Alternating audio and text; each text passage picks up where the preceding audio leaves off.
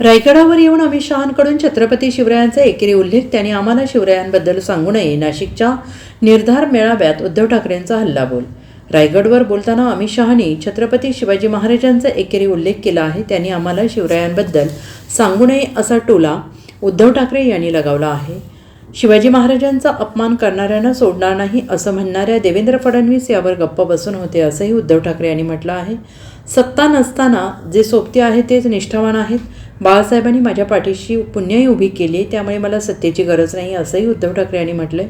ते नाशिकच्या शिवसेना निर्धार मेळाव्यात बोलत होते. उद्धव ठाकरे म्हणाले, 4 दिवसांपूर्वी अमित शहा रायगडावर आले आणि त्यांनी शिवाजी महाराजांचा एकेरी उल्लेख करत म्हणाले की शिवाजी महाराजांना महाराष्ट्रापुरते सीमित ठेवू नका. पण शिवाजी महाराजांनी यावेळी सुरत लुटली, त्यावेळी त्याची बातमी लंडन गॅझेटमध्ये छापून आली होती. त्यामुळे अमित शहांनी आम्हाला शिवरायांबद्दल सांगू नये.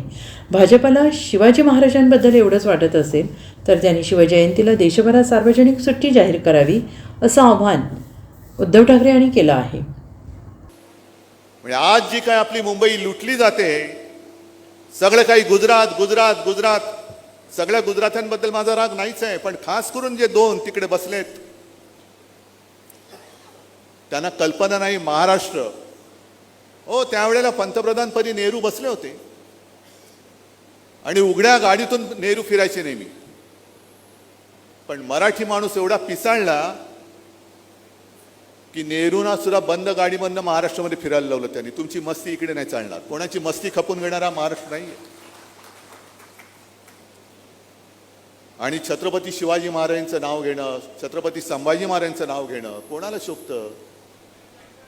गेल्या 4 दिवसापूर्वी अमित शहा रायगडावरती येऊन गेले आणि त्यांनी सांगितले की छत्रपती शिवाजी महाराजांना महाराष्ट्रापुरतं सीमित ठेवू नका. अहो, महाराष्ट्रापुरते सीमित नाहीच आहेत. त्या काळामध्ये म्हणजे आजसारखं व्हॉट्सॲप नव्हतं, मोबाईल फोन नव्हते, टीव्ही चॅनल किंवा गोदी मीडिया नव्हता. महाराजांच्या काळामध्ये सुरतेच्या लुटेची बातमी लंडन गॅझेटमध्ये तेव्हा लंडनमध्ये आली होती. तुम्ही कोण सांगताय महाराजांना सीमित ठेवू नका महाराष्ट्रापुरतं? आणि मग चंद्रकांत दादा पाटील ते असं म्हणाले, असं ऐकलं की अमित शहानी शिवाजी महाराजांवरती एक पुस्तक लिहिले 500 पानाचं, आणि ते वाचलं तर संजय राऊतांना चक्कर येईल. पण हे बोलल्यानंतर मला पत्रकारांनी सांगितलं, ते बोलले खरे अमित शहानी पुस्तक लिहिलंय आणि स्वतः पाटलांना चक्कर आली. अरे काय बोललो आपण, अमित शहा लिहिणार आणि शिवाजी महाराजांवरती चक्कर येऊन पडले तिकडे चंद्रकांत पाटील.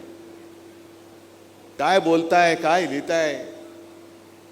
म्हणजे हे नुसतं जर का तुम्ही यांची गेल्या काही काळातली वक्तव्य जरी ऐकली ना तरी कपाळावरती हात माराल.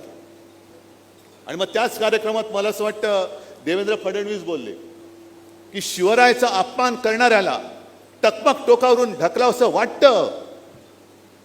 पुढचं बोलण्याच्या आधी त्यांनी कोणतरी सांगितलं की अमित शहाच त्यांच्याबद्दल एकेरी नावात बोललेत. शिवाजी महाराजांचा उल्लेख त्यांनी एकेरी नावात केलाय. मग थांबले. पण आपण लोकशाहीमध्ये, कारण माहिती आहे तुमच्या शेंड्या त्यांच्या हातात आहेत. शिवाजी महाराजांचा अपमान करणारा कोणी असेल त्याला शिक्षाही झालीच पाहिजे. ही शिवशाही जर आपण पाळणार असू तर आपण छत्रपतींचं नाव घेऊ शकतो. आणि मग तुम्हाला गुमराह करून ठेवायचं सगळं. बाकी मार्गदर्शन सगळं झालेलं आहेच. पण हे काही राजकारण आहे, ज्या कोणत्या दिशेने आपण जातोय म्हणण्यापेक्षा कोण आपल्याला नेतंय. मला आठवत आहे, आपण ते शिवसेना प्रमुखांचं फटकारे व्यंगचित्राचं पुस्तक जर का पाहिलं तर त्याच्यात एक व्यंगचित्र आहे आणि ते व्यंगचित्र असं आहे 1978 सालचं, म्हणजे जनता राजवट असेल. पुन्हा परतीचा प्रवास सुरू झाला आणि व्यंगचित्र असं आहे, मला वाटतं संजय ते उद्या परवाकडे सामनात मुद्दामून छापा. पंतप्रधान मोरारजी देसाई होते गुजरातचेच, त्यांनीच त्यावेळेला तो नरसंहार केला होता मुंबईमध्ये. मराठी माणसावरती बंदुका चालवल्या होत्या. ते असे उताराकडे चाललेत आणि एक बोट धरले एका महिलेचं, त्याच्यावरती लिहिलेलं लोकशाही. आणि पुन्हा परतीचा प्रवास म्हणजे मोरारजी देसाई पंतप्रधान त्या लोकशाहीचं बोट धरून खाईमध्ये चाललेत. पुन्हा परतीचा प्रवास तिकडेच चाललेला आहे. तेच चित्र, तोच काळ तसाच्या तसा आज आहे की नाही एवढं मला तुम्ही सांगा. म्हणजे आपण जी काय अपेक्षा केली होती त्याही वेळेला अपेक्षा केली होती आणीबाणी नको, म्हणून ज्याने आणीबाणी लादली त्या इंदिराजींना संपूर्ण देशाने शिक्षा दिली, जरूर दिली. पण नंतर जनता पक्षाने जे काय देशाचे धिंडोडे वाट लावली, मग त्याच देशाने त्याच जनतेने पुन्हा इंदिराजींना पंतप्रधानपदी बसवलं. याचं कारण संधी दिली होती, पण संधीचं सगळं चिखल करून टाकला, माती केली आहे. आणि त्या सगळ्या घडामोडीतनं आज जे आपल्याला हिंदुत्व शिकवत आहेत ते बाहेर पडले. बोगस जनता, आपलं भारतीय जनता पार्टी म्हणून. एकूण जर काहींची वाटचाल पाहिली तर खूप खोलामध्ये जाते. मी काय काँग्रेसच्या वतीने इथे बोलायला नाही आलो, पण आपले मोदी साहेब जे म्हणतायत काँग्रेसनी मुसलमान अध्यक्ष करून दाखवावा, काँग्रेस आणि तुम्ही बघा. पण मला एक दोन गोष्टी आवडल्या. त्यांच्या आत्ताचे जे प्रदेशाध्यक्ष आहेत सपकाळ, ते म्हणाले असं जर का असेल तर संघाने दलित सरसंघचालक करून दाखवावा. आहे ना, लावा ना, शर्यत लावा. आणि आता या येत्या वर्षामध्ये संघाला सुद्धा 100 वर्ष होत आहेत. काँग्रेसला किती वर्ष झाली? 125-150. मग साधा एक आपण हिशोब मांडूया. संघाचे आतापर्यंतचे सगळे सरसंघचालक, त्याच्यामध्ये कोण दलित होतं, कोण मुसलमान होतं, आणि काँग्रेसचे काढा आणि ठेवा लोकांसमोर. पण लोकासांगे ब्रह्मज्ञान आणि स्वतः कोरडे पाषाण.